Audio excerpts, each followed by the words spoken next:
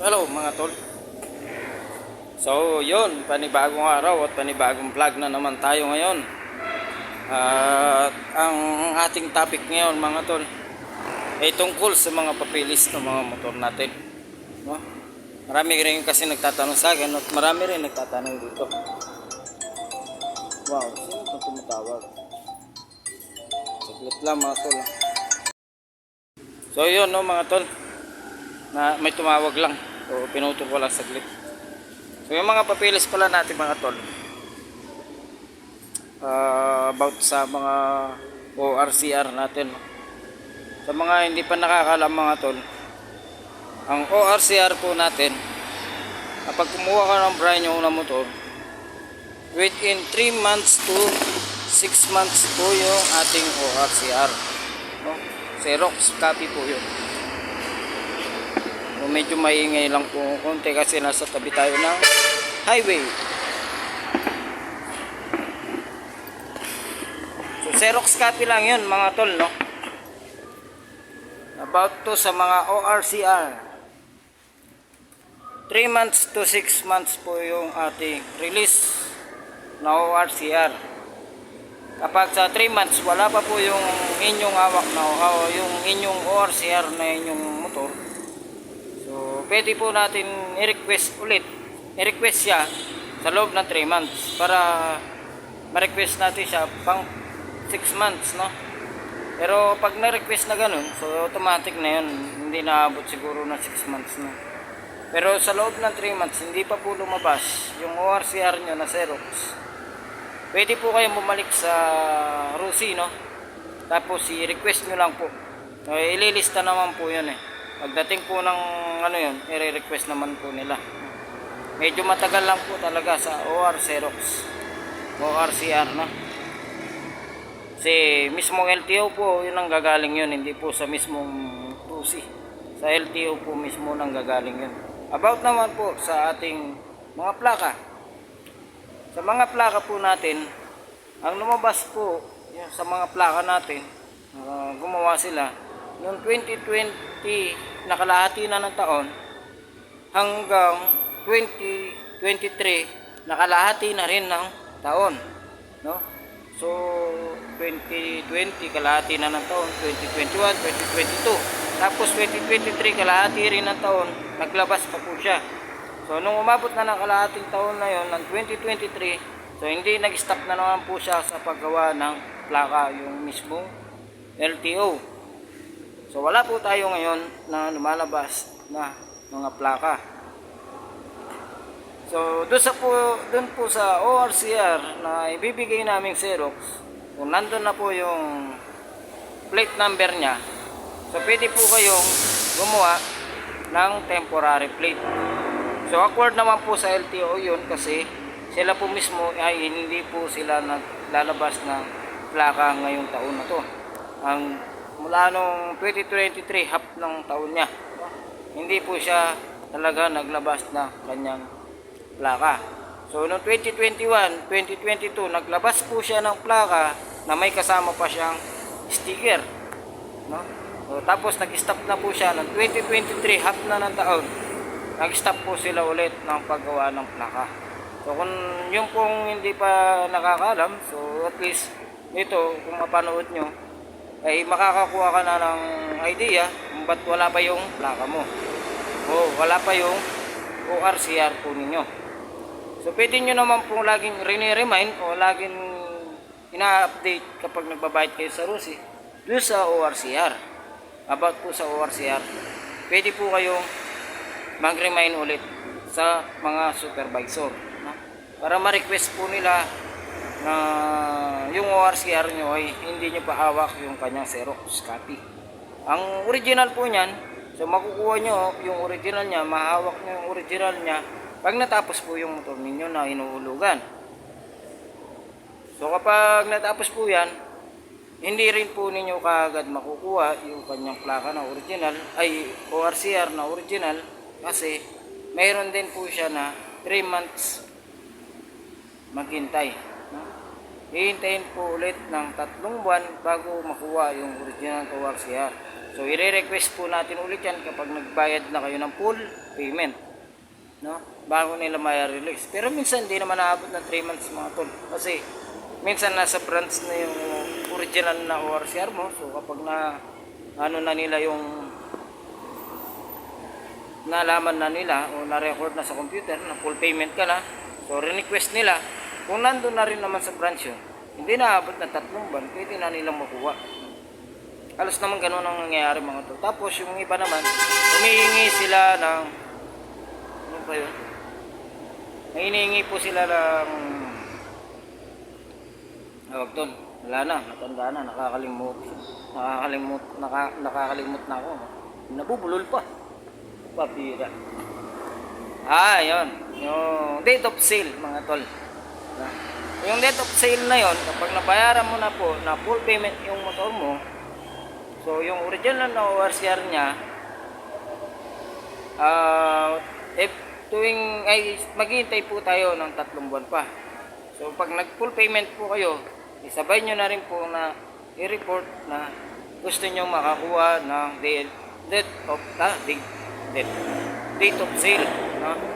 Para ma-request po nila kaagad yung date of sale. Kasi kung hihintayin nyo lang po yun at hindi nyo re-request, hindi po nila ibibigay yun. So kailangan kapag nag-full payment kayo, kung kailangan nyo po ng date of sale, i-remind nyo na po kaagad yung pag nag-full payment kayo para ma-request na rin po nila. So mga tol, kaya hindi ako nakakapag-vlog at matagal ako mag-vlog kasi hindi ako makapag-vlog ng mahabang mga tol kasi cellphone lang yung gamit ko, tapos mahinang klase pa. Kaya mga video ko is hindi naman ganun kaikli, mayroon pa rin naman mapapanood. So yun mga tol, pagdating sa plaka, ngayon maghihintay tayo ng 3 months dun sa ano. Ngayon kung doon sa ORCR lumabas po yung plate number nyo, pwede po kayong magpagawa ng temporary plate. Acquired po yun sa LTO mismo. Kasi ngayon pong panahon na to, o hindi po sila naglalabas ng plaka. So pwede po kayong magpagawa ng temporary plate. Acquired naman po sa kanila yun mga tol. Tapos siyempre ililibot ko na rin kayo dito sa aming outlet, mga motor. So ayan yung mga second hand. Ayan, mga bagong hatak lang naman po ito. Ayan yung mga second hand po natin. Ayan, TC125, TC Macho 150 at Kraken. So mayroon po tayong TC125 din dito. Tapos mayroon po tayong DL150. Ayan, DL150. Ito po yung itsura ng DL150. Yan ang itsura ng DL150. Royal scooter, surf, tapos flash, tapos TC150 na kulay blue, tapos TC na 125 na black yung sa dulo. Tapos dito sa dulo mayroon din po tayo TC150 blue Macho. Mayroon pa tayong surf na kulay pink, tapos KR 150. 150 ba to? 200. May 200. Tapos meron din tayong surf ulit na kulay pink ulit. Pink ba yan? Tapos surf na kulay pula. Kaya mga tol, yung mga second hand natin. Tapos may mga dumating naman tayo mga bagong motor. So same pa rin yung dati, yung dilima. Ayan yung Flex 125 na kulay dalaw. So yung mga yung mga Flex na nakita nyo dati dito, so iba na to mga tol, naubos na yun. So ito na yung mga bago, no? Sa dalawa na lang. So 6 po yan na diniliver dito, ngayon 2 na lang. Yung natira yung dilaw, puti, at saka Rush. Ayun, Rush po yung dalawang dulo. Tapos dito Passion. So may Passion pala dito. Dati wala kami Passion. So mayroon din tayong kraken. Tapos itong dalawa, bantul. Ayan po yung bantul. Tapos mayroon po tayong RFI 175. Ayan po sila. So tatlo yung nandito. Tapos passion ulit. Passion ba yun? Passion ulit.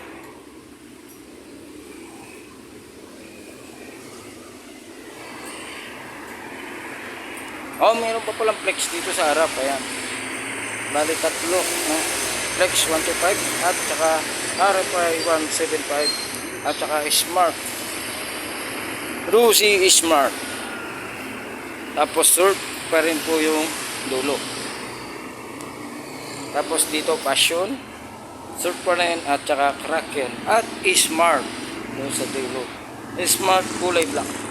Tapos dito po mayroon po tayong bolt 110. Ayan po yung design nya. Ayan. Tapos meron din po tayong Delta X. Ayan po yung Delta X 110. Ayan. Delta X 110. Tapos tatlo pala sila. Mayroong black, dalawa at mayroong orange. Tapos dito sa dulo, DC 150, black and white. Black and red. May pinapatawa ko lang kayo mga to. Ngayon talaga yung tumatanda. Rush. Ayan. Tapos passion ulit. Kulay blue. Tapos nag-iisang Flash 150i na kulay itim. Ayan.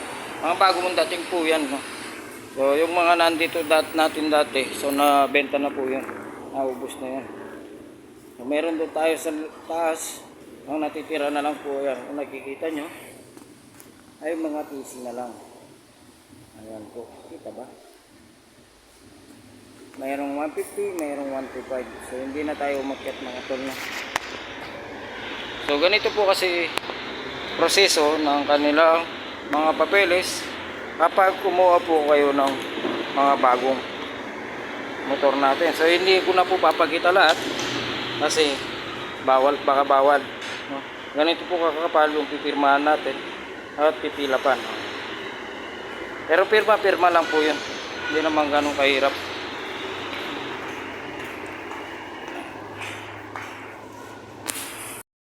Mga tol, konting paliwanag lang at inano ko lang kayo ng konti dito sa aming outlet at hanggang dito na lang at hindi tayo makapag-vlog na mahaba na yung ating balbas. So paano mga tol, hanggang dito na lang. Alam.